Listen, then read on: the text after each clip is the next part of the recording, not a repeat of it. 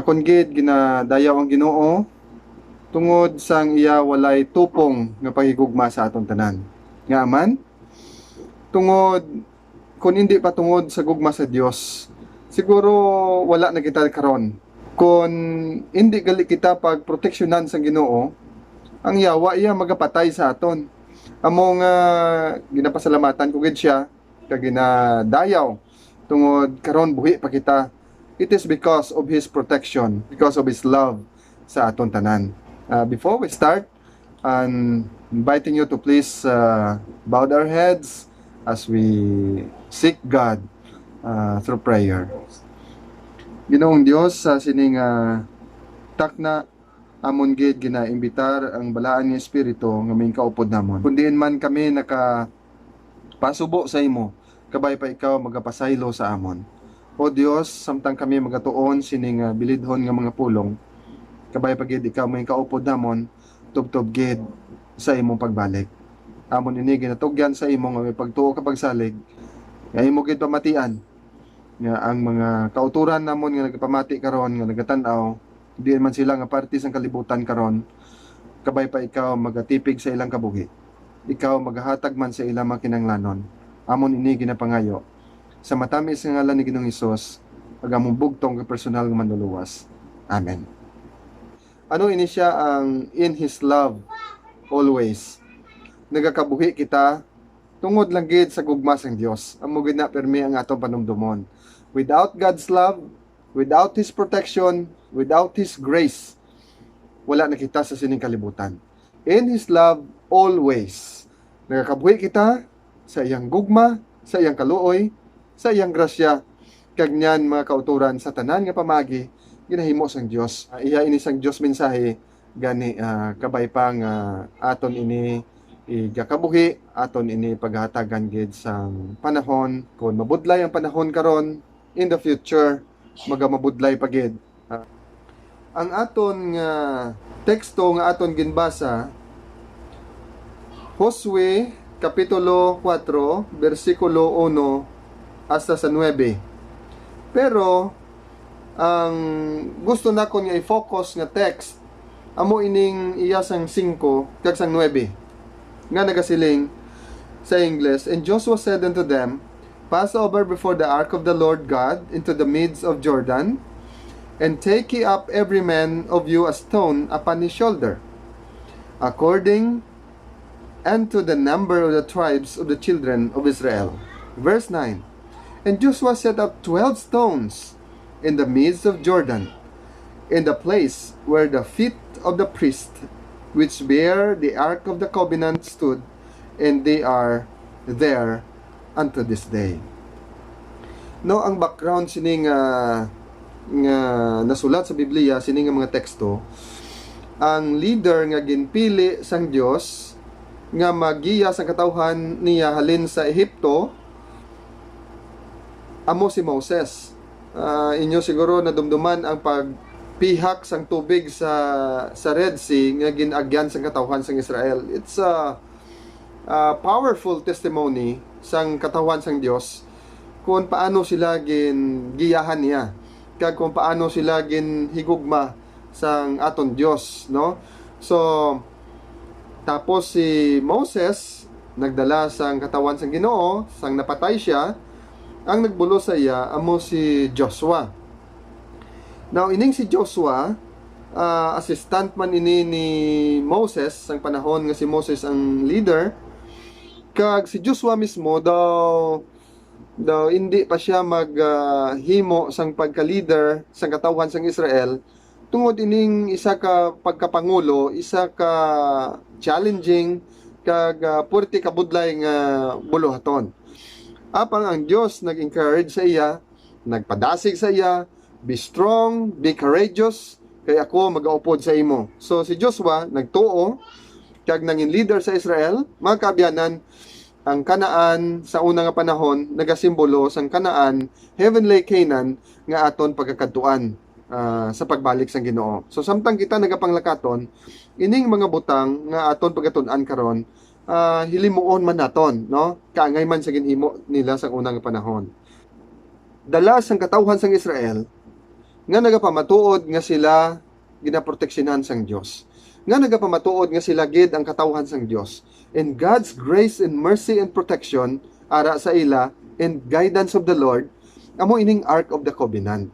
Ang sulod sina is ang napulo ka sugo nga amo ang giya agod magkabuhi sila sang matarong kag Dios non. Sa bagay nga ang napulo ka sugo sang unang panahon tubtob sa aton karon amo gihapon ang giya naton sa pag-angkon sang Dios non nga kinabuhi. Sa mga ginikanan, kung hindi ka mo magpati, tistingin nyo ba lang inyong kabataan? Tuduin ninyo sang napulo ka sugo. Anong nabutang sa napulo ka sugo? Ika number 5, tahuran ninyo inyo ginikanan. Agod maglawig inyo edad. Di na bala malain nga tudlo sa aton kabataan. Hindi ka mo mangawat. Hindi ka mo maghimo sa istorya nga hindi matuod. The Ten Commandments nga sulod sa Ark of the Covenant, ina siya a key for happiness. Kung gusto naton makaangkon sang malipayon nga pagpangabot. But not my focus sa sining message. Siguro may lain kita nga message para dira, no? Na plastar na ni Joshua ang katawhan, nakahimo na sila sa pagpaninlo, manugtabok na sila sa suba sang Jordan, no? The title of this message is In the Midst of the Jordan River. Ano bala ka-importante ang midweek prayer? Nga aman nga sa kasako sa bugos nga simana, ang tunga-tunga sang simana, puwerte gid na kakapoy kagkasako. Posible iban sa tondo gina-drain na kita, ginakapoy na kita, apang nga may midweek prayer kita. Sa bersikulo 2, aton dira makita nga nagsiling si Joshua, nagsiling ang Ginoo kay Joshua, pili ka sang 12 katawo, isa sa kada tribo.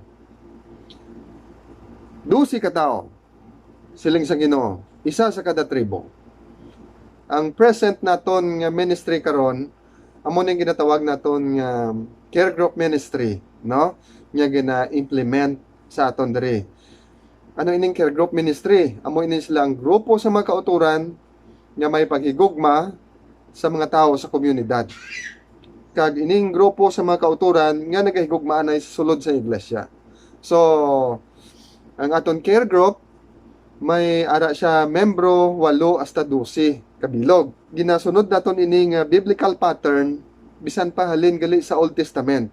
Ining 12 ka mga tao nga ginpili sang Dios pinaagi kay Joshua, it represent sa 12 tribes sang Israel. So, every promotions nga aton ginahimo sa aton nga church, it must be based in the Bible. It is biblical to have these 12 members in our care group. Kay medyo ang 12 manageable nga mga tao, hindi man tama kagamay, hindi man tama kadamo, no? Kung gin-search kung ano ining number 12, ari gid ang 12 nga number sa Bible, no? In the Old Testament, Book of Genesis states that were 12 sons of Jacob. Those 12 sons form the 12 tribes of Israel. Kabalo kita sina, 12 ka tribo sang Israel. Namian gid ang Ginoo sang 12 kabilog nga tao. And according to the book of in New Testament, Jesus tells that He also chose 12 disciples. Ining 12 ka mga gintutunan, nga gintipon man gihapon ni Ginoong Hesus, nga nagarepresentar gihapon sa 12 tribes of Israel. In my other presentations gani, sa mga rason why Jesus come to this world from heaven is not only to die for us, but also to organize these 12 disciples. Nga amo ang maghatag sang mensahe sa mga katawhan sa kalibutan. And according to the book of Revelation, sa katapusan ng libro sa Biblia, the kingdom of God has 12 gates guarded by 12 angels, and the number 12 is displayed in many other contexts such as the 12 months of the year. Now, kadto kita sa versikulo 5 hasta sa 7. Siling niya, kadto kamo sa tunga sang suba. Tunga gisang suba, no? Daw tunga-tunga gisang simana. Daw, kadto kamo sa tunga-tunga sang simana sa simbahan. Okay? Sa atubangan sang kahon sang Ginoo nga inyo Dios. Kag kada isa sa inyo magkuha kag magpasan sang isa ka bato para sa tagsa ka tribo sang Israel. So nga, kadto kamo sa tunga sang suba, magkuha kamo dito sang 12 ka bato. Kag tumpukon dayon ninyo agod nga mangin isa ka monumento bilang handumanan sa ginhimo sang Ginoo. Sa ulihi, kung magpamangkot ang inyong mga kabataan, kung ano ang bot silingon sang sini nga mga bato, sugiran ninyo sila sang suba sang Jordan nga naguntat sa pagilig, kag nagtabok kamo nga mga katawhan, kag ang kahon sang kasuguan sang Ginoo. Ini mangin bato sa isa ka handumanan para sa katawhan sang Israel hasta san-o. Now, akon gani ginhuna-huna. Ano bala ang kaimportante nga gid nga sa tunga gid sang suba sang Jordan ginkuha ini nga mga bato. Mariyo lang man guro ang bato sa kilid sang suba kag sa tunga sang suba. Mas bugat pagid gani ang mga bato sa tunga sang suba kay may mga lumot na siguro. Pero sa kilid, in the side of the river, may mga bato man. Pero nga ara gid sa tunga, mga kabiyanan ka mga kauturan nami gid ang Dios, maalam gi siya kay nga nakahibalo gid ang Dios nga sa tunga-tunga sang suba, puwerte ang current sang tubig. Sa tunga-tunga sang suba, mabudlay ang pagpanginabuhi, mabudlay ang pagtindog dira. Mga kauturan amuman sa aton karon, no? Hindi man kita makakadto sa aton simbahan karon tungod hindi pwede makatipon pa, no? Hopefully sa May 16 okay na. Pero mga utod, hindi kita makasimba sa tunga-tunga sang semana sa aton mga iglesia. Pero gusto sang Dios nga sa tunga-tunga sang semana karon aton gid siya panumdumon. Friends, brothers and sisters, why God commanded Joshua to get that stones in the middle of the Jordan River, agud nga tudluan kita nga sa tunga-tunga sang semana karon gusto sang Dios nga mangin matutom man kita sa iya. Nga kinahanglan gid ang pagsulod sa simbahan sa panahon sang midweek prayer, mga utod. Nakaibalo ang Dios nga sa tunga-tunga sang semana ginakapoy kita. And you know what? Kung ginakapoy kita espirituhanon in physical, ang yawa mas mahapos sa iya ang pagtintal sa aton. Mas mahapos sa iya ang pagtanyag sa aton sa mga butang kung sa diin hindi kita makadumdum sa Ginoo. Sa panahon nga ara kita sa makapoy nga parte sa aton kabuhi, that's the perfect time nga magpalapit kita sa Ginoo. Come to Jesus. Palapit kita sa Ginoo. In His love, He will strengthen us. In His love, He will protect us. In His love, ma-recharge kita liwat sa aton espirituhanon, ka magapadayon kita sa aton pagpanglakaton, tubtob gid sa heavenly Canaan, yagid preparal sa aton sa Ginoo. In the midst of the Jordan River. The message is so simple. Ang mga bato nga ginkuha ni Joshua kag sang 12 ka mga tao, kag pahamtang dito sa ibabaw, nagarepresent sang tangible evidence. Sang makita sa mga tao, matandog sa mga tao, kung ano ang Diyos ka matutom. Now, karon sa aton panahon, mga kauturan, ang aton kabataan nagasunod sa aton. Makita pabala sang aton mga bata ang aton katutom sa pagsimba sa iya sa tunga-tunga sang semana. Sa tunga-tunga sang suba sang Jordan. What monument? Ano nga mga bato ang aton napasad nga pagtuo sa aton kabataan? Nga kung wala na kita sa uli, magabulos ang sunod ng mga generation, kundi pa magbalik ang Ginoo, makasiling ayan ang aton mga kabataan, ang akon ginikanan, tama katutom sa unang nga panahon. Si nanay kag si tatay, bisan kapoy, pero nagakatugid sa simbahan, kag magpangamuyo dito. Si nanay kag si tatay, bisan kapoy, naga-worship gid, naga kita gid ang pagkamatutom sa ila. Hindi kita magkapatindog sang gruto o kon bato naton sa aton panimalay. Gusto ipaabot sa aton sa Ginoo, ipatindog naton ang aton katutom, ang pagtuo sa iya nga makita sa aton kabataan. So ang pagkamatutom sa aton pagsimba sa kadatunga-tunga sang semana, ina siya isa ka dako nga monumento nga mabilin naton sa aton kaapuhan, sa aton kabataan, nga sila man magmatutom sa Ginoo. I don't know if maybe na-notice ninyo mga kauturan, nga kung kita nagmatutom sa Ginoo, makita manini sang mga tao sa aton palibot. Kung kita nagmatutom sa Ginoo, ang una-una gid makakita sini ang aton kabataan. Kag ila ini pagasundon sa uli. The familiar song nga aton permi ginakanta bisan pa sa aton mga iglesia. Ano gani inang kanta? Iyang chorus, "Oh, may all who've come behind us find us faithful." Makakita ayan sila sang katutom sa aton, ang nagasunod sa aton. "May the fire of our devotion light their way." Ang aton debosyon sa pag-alagad sa Ginoo mahimo nga mangin kasanag sa ilang alagyan. "May the footprints that we leave." Kita nyo, ang mga agi nga ginahimo naton sa panahon sang midweek prayer, lead them to believe. Makasiling sila, tuod gid ang Dios nga ginaalagad ni mami kag ni daddy. The God that we serve is a living God. Lead them to believe.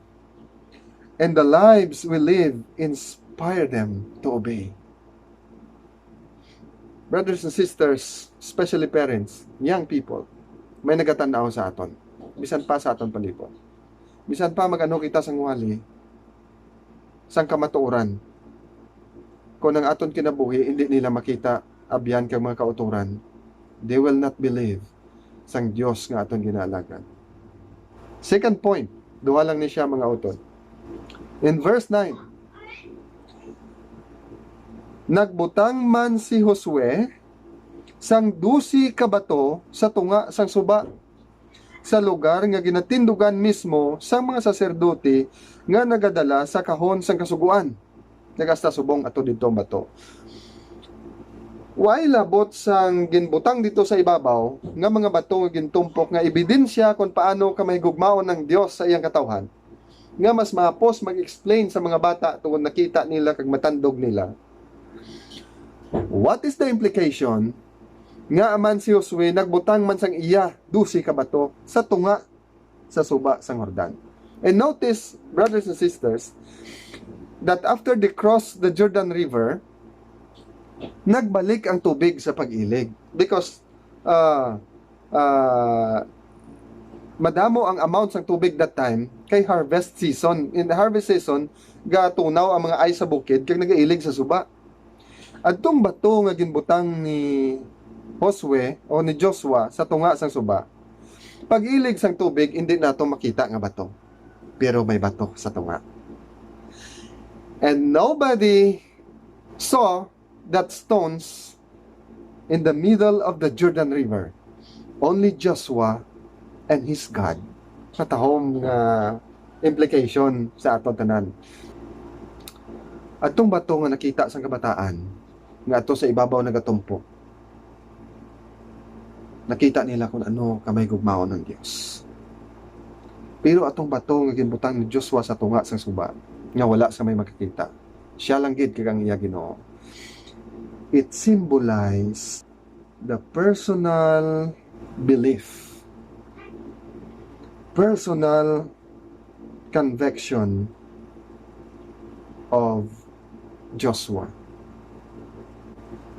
Anong butang balon sini? It is a personal belief of Joshua. His personal faith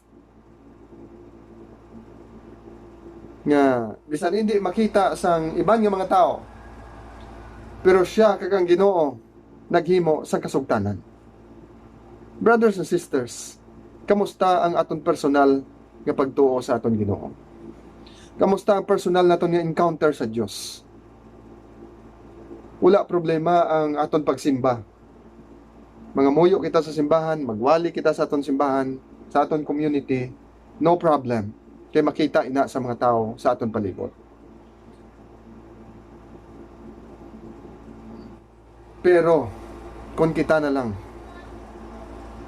amo mambalagyapon nga pagtuo ang makita sa mga tao sa ibabaw, sa pulpito, sa aton personal nga wala may gatan-aw sa aton. You see, kung madamo ka na isang tao, may mga posibilidad nga magsuksok kita sa mga maskara. Maskara sang pagka may natagon, maskara sang pagka maluluyon, maskara sang pagka malipayon. But the point here is, the second stones nga giset up ni Joshua, hindi niya makita sa mga tao. Only God and Joshua lang din. Kabay pa mga utod, nga kung ano kita katutom sa gwa nga ila makita, amo man kita katutom sa aton personal nga pagkinabuhi. Kamusta kita kung kita nagaisahan nun? Kamusta kita kung kita na lang sa aton nga bedroom? Kamusta kita kung kita na lang sa aton mga comfort room? Ano ang aton ginahimo? Only you and God ang makakita sini nga mga butang. Kag I pray nga sa sining panahon karon nga hindi kita makasimba, amo magyapon ang katutom nga aton ginapakita sa Ginoo. Madamo sang ako nabatian kaya dapat nabalik na kita sa simbahan, dapat masimba na kita. Okay man na kung wala sang COVID, balik kita sa simbahan, simbagi kita. Pero kung hindi na kita kasimba sa simbahan, kung hindi na nauntat ng aton katutom, kung hindi na kita katipon, ina mga utod, delikado nga klase sa pagtuo. Kaya nga, dito ka lang gali sa simbahan matutom, pero kung sa imo panimalay, hindi na matutom. Today, brethren, brothers and sisters, let us show to our children nga bisan hindi kita makatipon sa aton mga iglesia, makita nilang katutom sa aton pangabuhi, sa aton mga panimalay.